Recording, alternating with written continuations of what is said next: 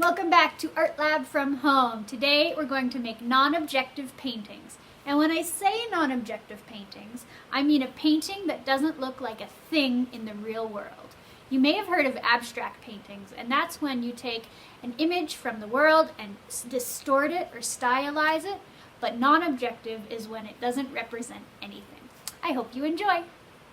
Alright, so for today's activity we will need a pencil, a canvas, piece of thick paper, cardboard. I'm using this good two-side masonite that I've primed on one side with white paint. You're also going to need paint.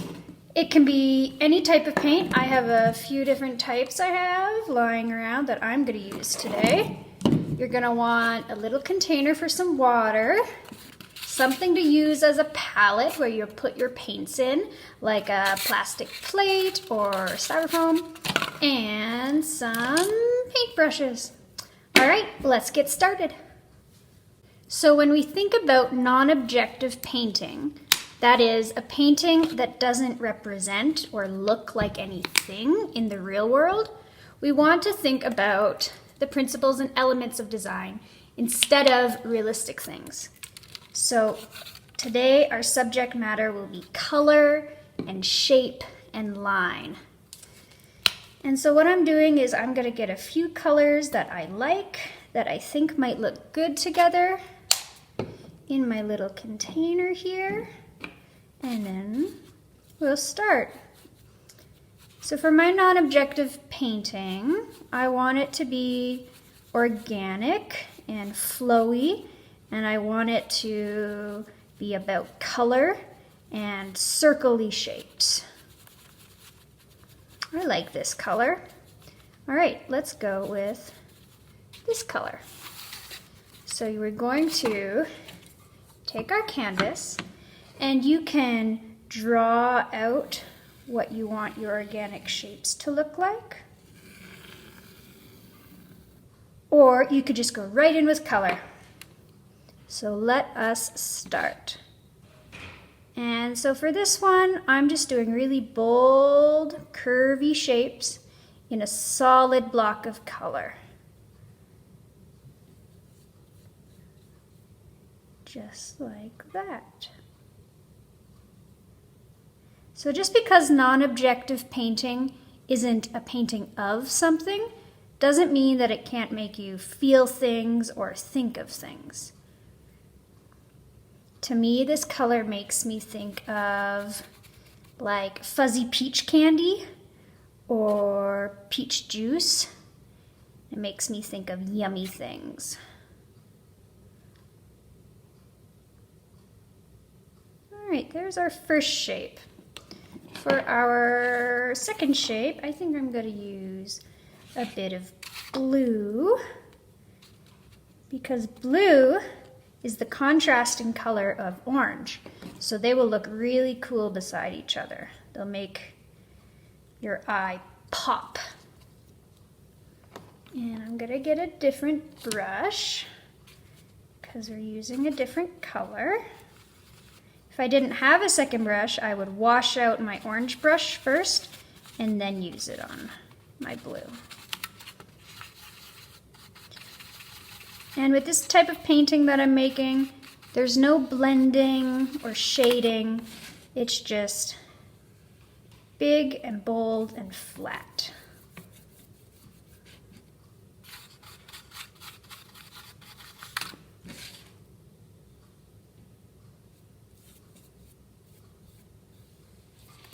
So I find to get a really smooth painting surface, you want to run your brush back over it a couple of times. Like this. See how I'm going back and forth? And when your brush starts getting dry, that's when you need to put a little bit more paint on it. Like that. All right, there's the base layer of our first non-objective painting. So, if I was an artist, I could leave it like that if I wanted. I might go back into it after this dries with a little bit more details, just to make the piece a little more interesting. So we'll come back to this one.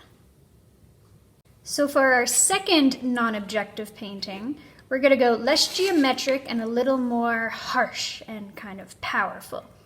So for this, go to your kitchen and find some random utensils or things you can make marks with, and let's get started. So I think for this one, I'm going to start with some white paint, just a little bit of it on the surface of the painting, just so that we have a wet base to start with.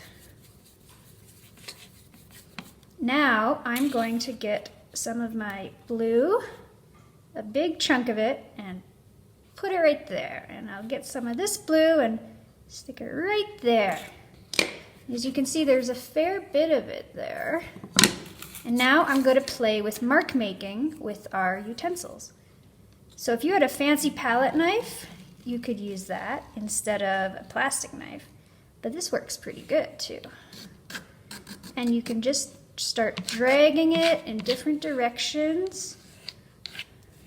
You can see how the teeth of the knife make lots of different shapes and textures.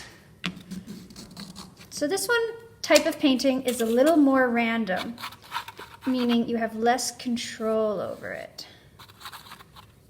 And you never really know what you're going to get.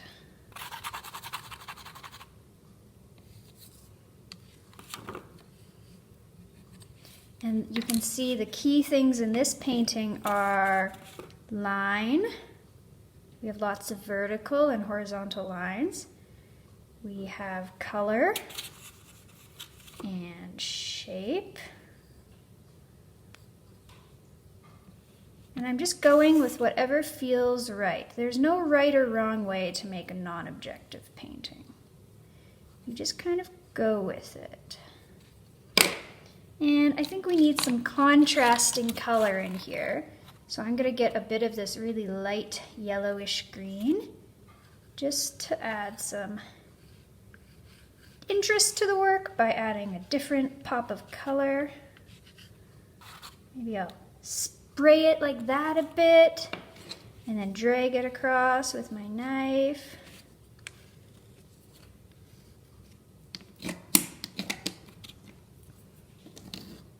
And just because the painting doesn't look like a thing in the real world, can't mean that it's not interesting to look at. It's so neat to look at.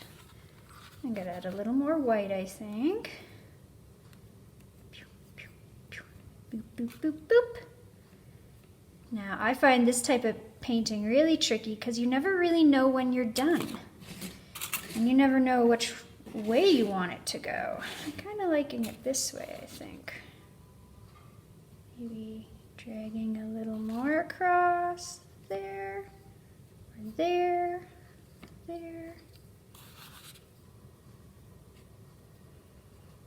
I love how non-objective paintings can just look like anything.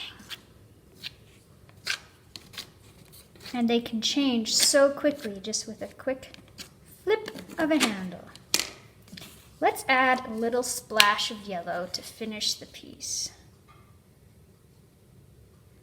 Boop. There we go. Maybe I'll use the end of my fork and drag it like that. And like this. Maybe put a little dot there. What do you think? Do you think it's done? And which way does it go?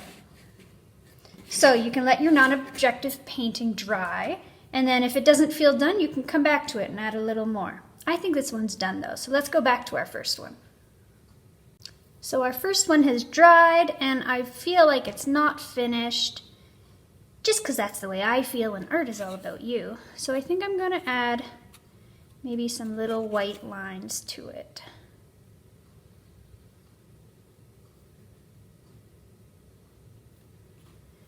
Just to make it slightly more interesting to look at.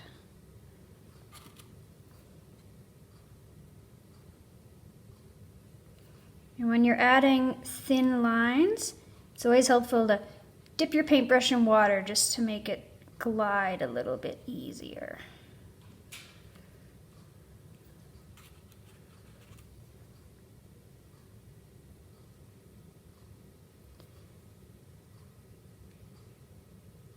And when I'm thinking about the decisions I'm making as I'm painting this, all I'm thinking about is kind of repeating the shapes that I already have. So I already have curvy lines, so I'm adding some more curvy lines. And then again, the tricky part is just knowing when to stop. You just have to stop when it feels right. What do you think?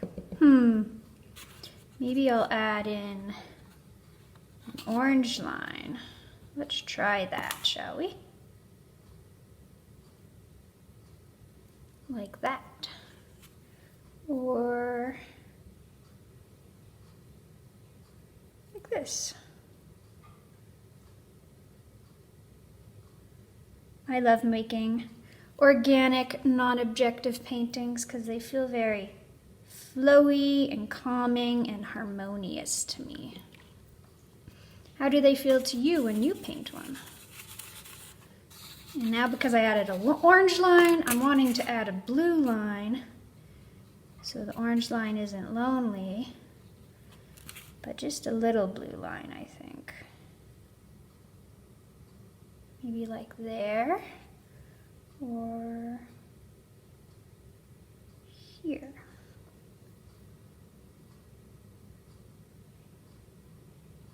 You could get a third color in here, or a fourth. You can add as many colors as you want.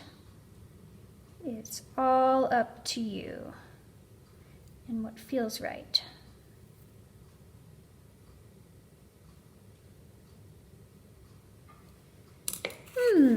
I think that might be done. All right, let's look at our paintings. So here we have our two styles of finished non-objective paintings. We have our organic non-objective painting, which is all about flowing shapes and lines and really simple colors. This type of painting makes me feel really calm and relaxed and kind of floaty. Then we have our other very different style of non-objective painting. This one is all about wild strokes, texture, color. I find this really energizing to look at and kind of wild and exciting. So you can make very different types of non-objective paintings, and both which aren't a painting of a thing, they're just paintings of paint. All right, I hope you enjoyed that. Go make lots of non-objective paintings.